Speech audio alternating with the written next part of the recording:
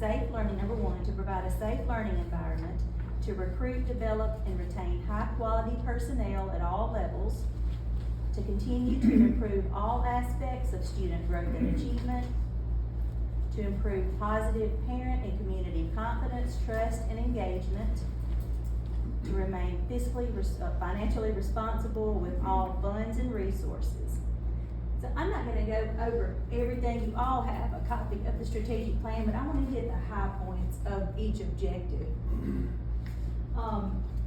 As far as the safe learning environment, what we're talking about here is the physical aspect of it. We wanna make sure that all of the bathrooms are safe, that we've got proper fencing, we've got cameras.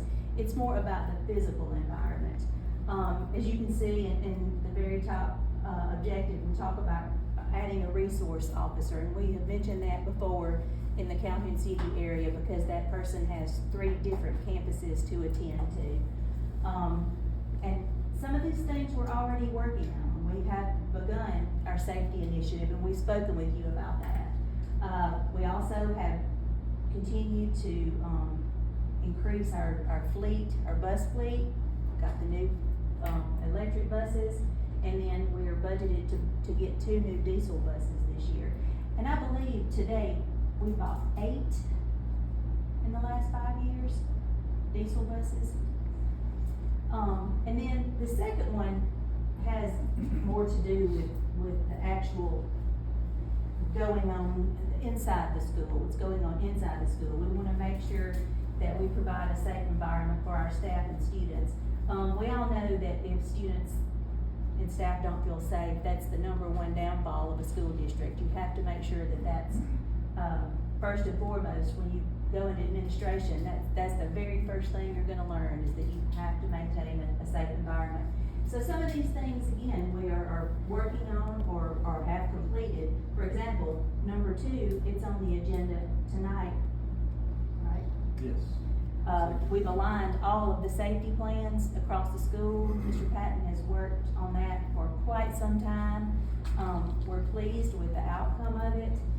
And we also have developed, the countywide district plan has been developed and implemented on the high school level, but we are incorporating it this year on the elementary level.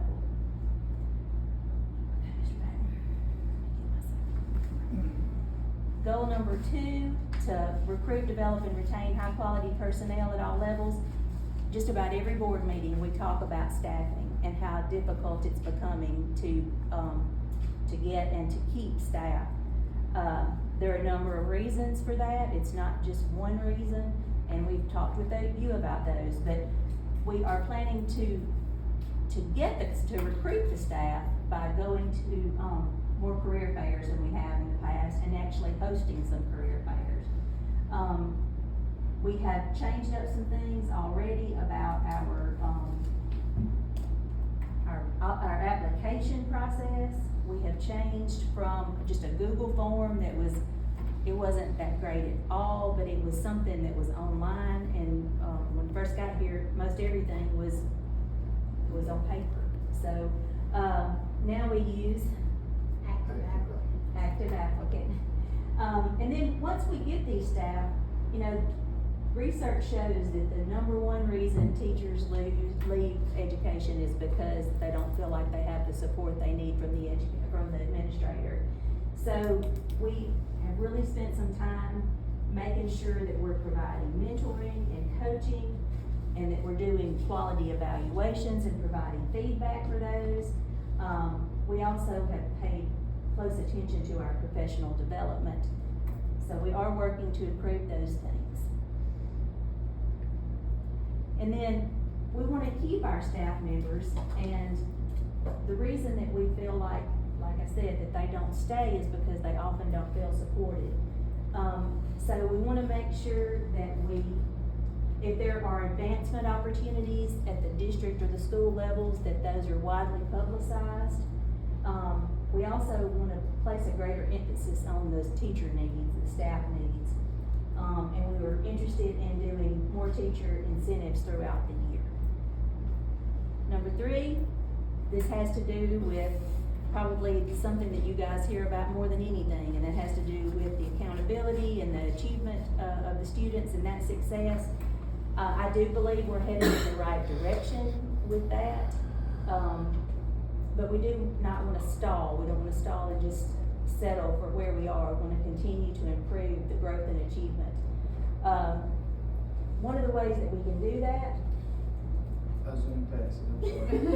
one of the ways that you can do that is to make sure that you improve your teacher capacity. Make sure that they know what they're doing, they're prepared, and they have the tools to be successful in the classroom.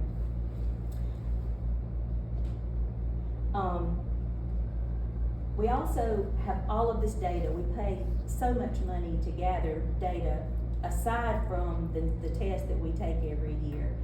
And it's important that we equip our staff with the ability to analyze that data and to use it to make instructional decisions.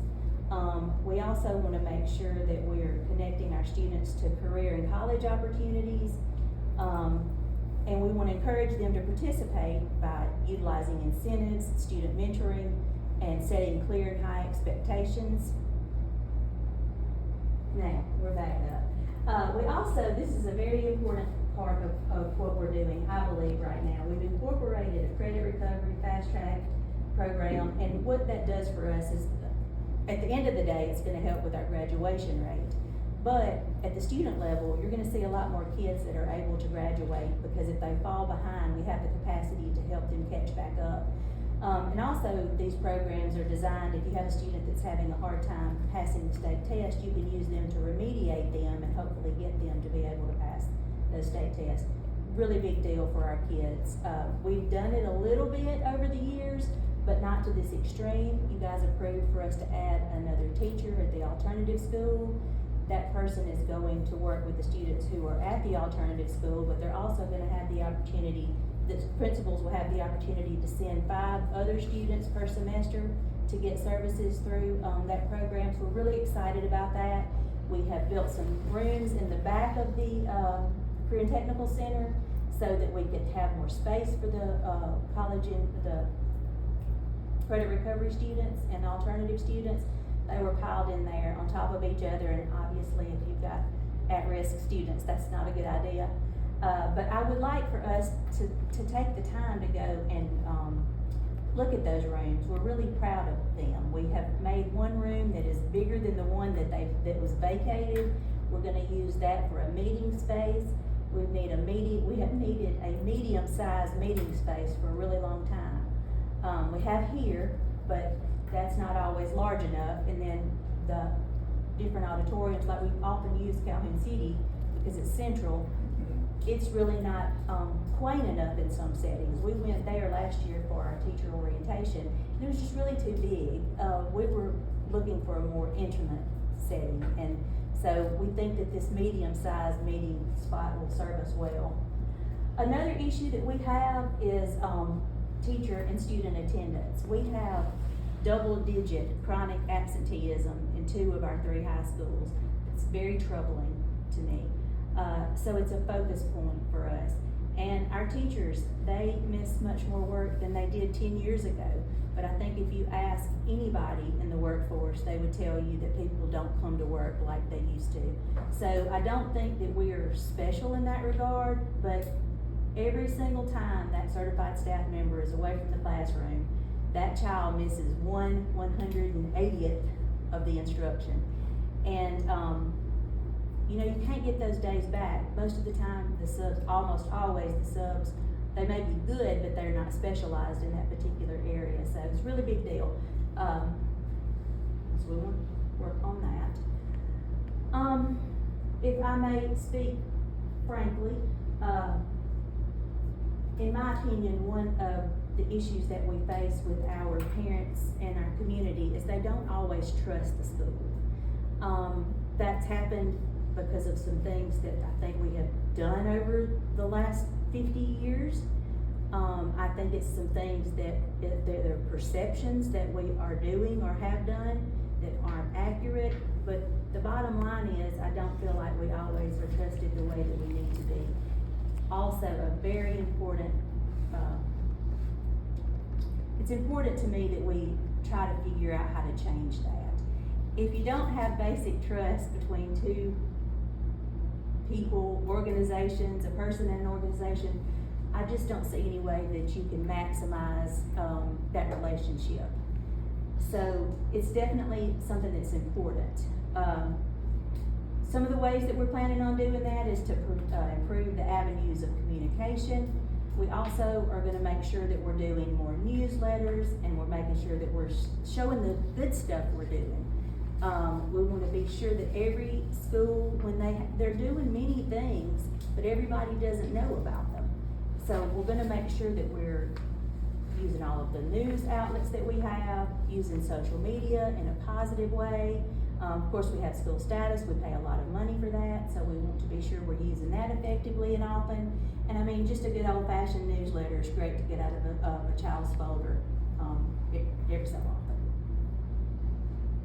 We will always continue to review and revise and update our parent involvement plans, and I want to be sure that we're just not doing that as a formality, that we put some thought into that and make it useful for us.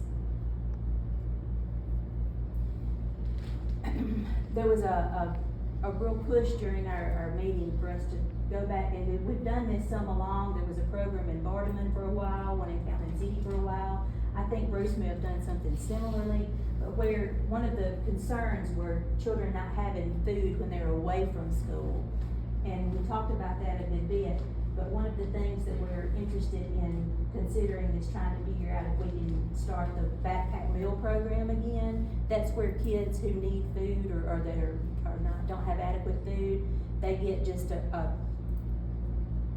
food. It's inconspicuous. It's not like they say, come to the office and get your food, but they're handed to them very inconspicuously when they leave on Friday, and it's enough to take care of them for the weekend until they get back. So, great thing to do. You know, all these years, we don't struggle necessarily, but we have to be very careful with our money because we run on a shoestring. Many times we're triplicating services because of the model that we're working under.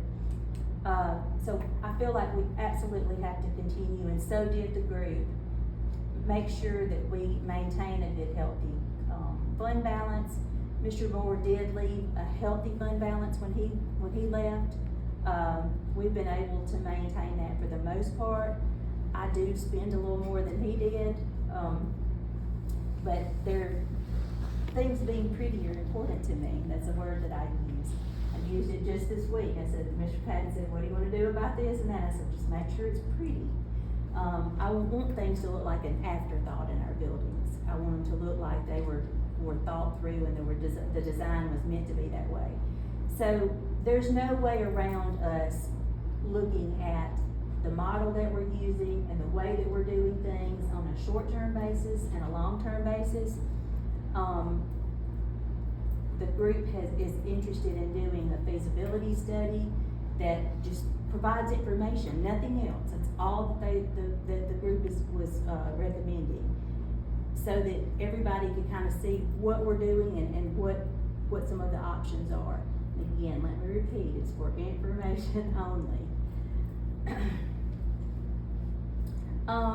Of course, each year we're gonna take a very close look at the budget. Joe doesn't finish the current year's budget before she has this notebook that we already have written multiple things in. So we do plan, but it's just the way that we've always done things. The budget is exactly the way it's always been done. We want to make sure that we are utilizing our resources as much as we possibly can. And again, we feel like that feasibility study will offer a lot of information with that. And then number B is one of the, or letter B is one of the things on number 2. I kind of messed up on this, Mr. Pat. That doesn't look like mine. We shifted this over to a Google document. But anyway, we always review our staffing and look at our teacher units. But as we move forward and the ESSER money goes away, we're gonna have to take an even closer look at that. We have got hanging over our heads. Our insurance went up $150,000. You've heard me mention these things. We're looking at a change in our retirement system that increases the contribution of the employer from 17.5 to 22.5, something like that. That would be a huge deal for us. Health insurance goes up every single year. We have that loan that we've not previously had for the $750,000 interest-free. So we're gonna have to be sure we're taking a very close look at how we're spending. And of course, we're gonna do our yearly budget just like we always do.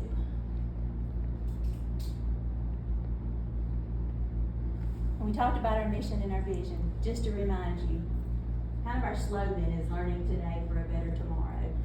So, does anybody have any questions?